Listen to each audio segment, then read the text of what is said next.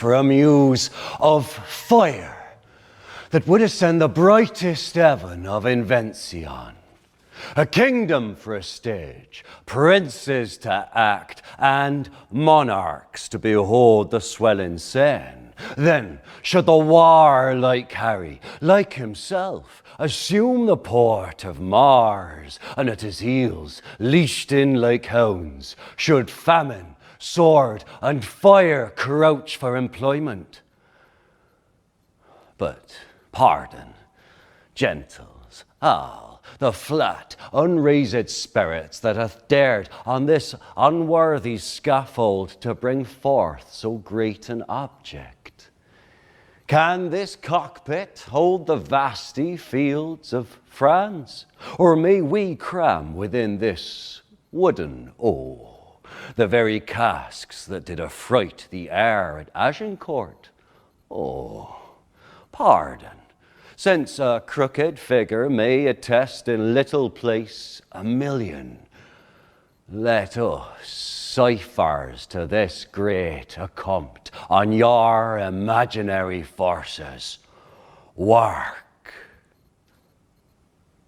Sonnet 116.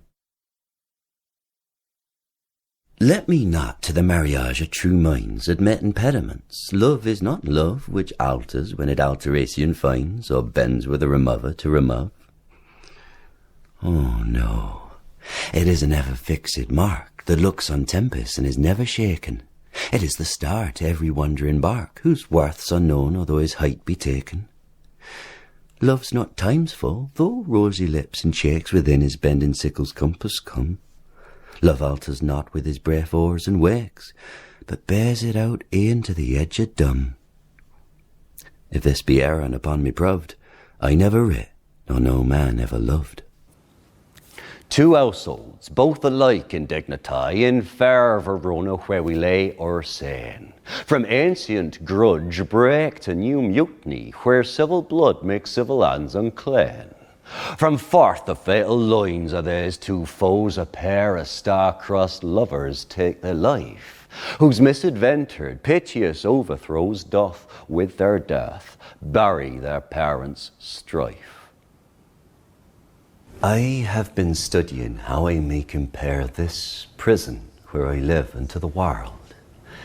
And for because the world is populous, and here is not a creator but myself, I cannot do it. Yet I'll hammer it out. My brain, I'll prove the female to my soul the father, and these two beget a generation of still breeding thoughts, and these same thoughts people this little world. In humors like the people of this world, for no thought is contented. Shall I compare thee to a summer's day? Thou art more lovely and more temperate. Rough winds do shake the darling buds of May, and summer's lace hath all too short a date. Sometime too hot the eye of heaven shines, and often is his gold complexion dimmed, and every fair from fair sometime declines, perchance, where nature's changing course untrimmed. Thy eternal summer shall not fade, nor lose possession of that fair thou owest, nor shall death brag thou wanderest in his shade, when in eternal lines to time thou growest. So long as men can breathe, or eyes can say, so long lives this, and this gives life to they. A full, I met a full in forest. As I do live by foot, I met a full who laid him down and basked him in the sun, and railed on Lady Fortune in good terms, in good set terms, and yet a motley full. Good morrow, full, quoth I. No, sir, quoth he, call me not full till heaven hath sent me fortune. And then he drew a dial from his poke, and looking on it with lacklustre eyes, says very wisely, "It is 10 o'clock. Thus you may say," quoth her, "how the world wags. 'Tis but an hour ago since it were 9. And after own or more, 'twill be 11. And so from hour to hour we ripe and ripe, and then from hour to hour we rot and rot." and thereby hangs a tale. To be or not to be, that is the question.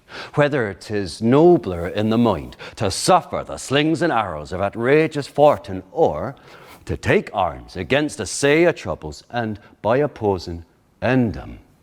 To die, to sleep no more, and by a sleep to say we end the heartache and the thousand natural shocks that flesh is heir to.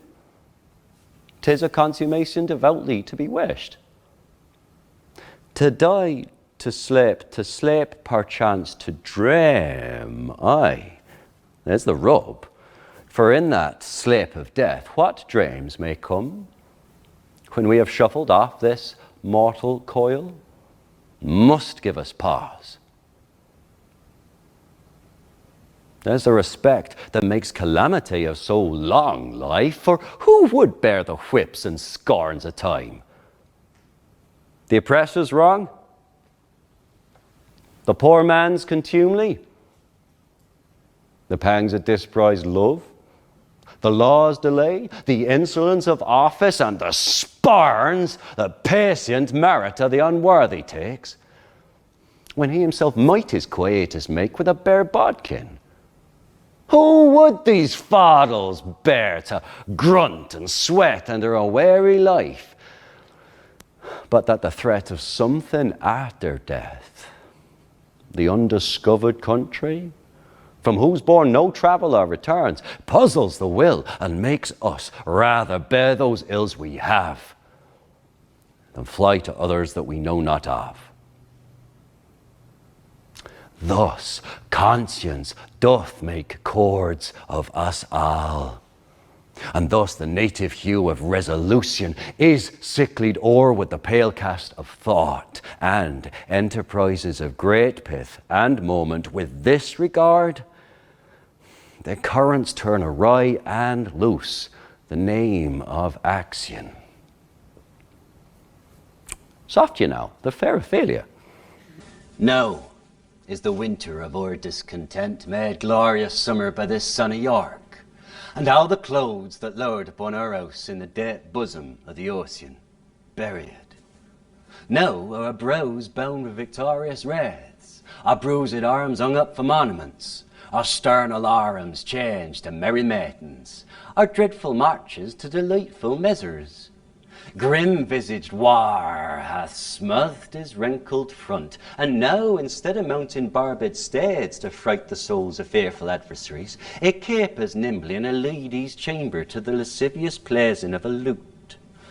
But I, that am not shaped for sportive tricks, nor made to court an amorous looking-glass, I that am rudely stamped and want love's majesty to strut before a wanton ambling nymph, I that am curtailed of this fair proportion, chated, affected by the symbol in nature, deformed and finished, sent before my time into this breathing world scarce half made up, and that so lamely and unfashionable that dogs bark at me as I help by them, why I, in this white peeping time apace, have no delight to pass away the time, unless to see my shadow in the sun, and descant on mine own deformity.